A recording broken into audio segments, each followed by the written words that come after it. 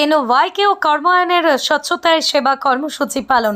ভারত সরকারের ক্রীড়া ও যুব কল্যাণ মন্ত্রণালয়ের স্বশাসিত শাখা নেহেরু যুব কেন্দ্র সংগঠনের উদ্যোগে কর্মায়ন সংস্থার সহযোগিতায় স্বচ্ছতায় সেবা কর্মসূচি পালন। ধলাইয়ে নরসিংপুর উন্নয়ন খণ্ডের স্বেচ্ছাসেবী সংগঠন কর্মায়ন সংস্থার পক্ষকালের স্বচ্ছতা কর্মসূচি শুরু হয় গত 17 সেপ্টেম্বর, সমাপ্তি হবে 2 অক্টোবর।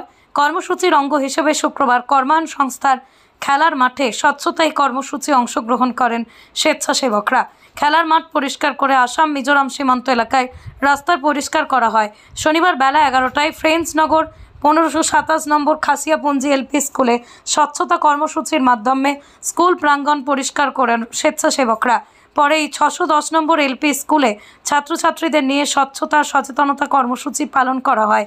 স্বচ্ছতা সচেতনতা নিয়ে ছাত্রছাত্রীদের উদ্দেশ্যে বক্তব্য রাখেন কর্মায়ন সংস্থার সাধারণ সম্পাদক বিবেকানন্দ দাস, স্কুলের সহকারী শিক্ষক শাহরুল হোসেন লস্কর। তাছাড়া উপস্থিত ছিলেন স্কুলের প্রধান শিক্ষিকা বিভারানী দাস, সংস্থার সভাপতি কুটন দে, সাংস্কৃতিক সম্পাদক বিশ্বজিৎ মালাকার, সুজয় ভদ্র প্রমুখ। বসবো বা লেট্রিন করার পরেও তো হাত ব্যবহার করা হয়। নখ যদি লম্বা থাকে,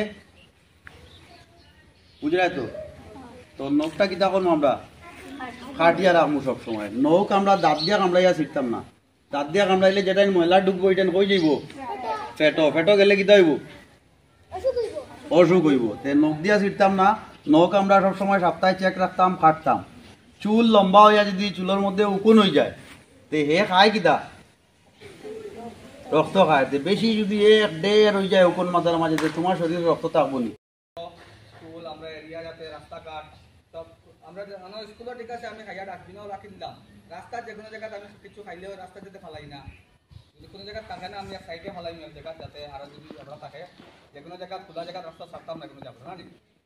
তখন আমরা রাস্তাঘাট পরিষ্কার রাখবো। আজকে যদি আমরা স্কুলে আমরা পরিষ্কার করে গেলাম মনে করো, আর কালকে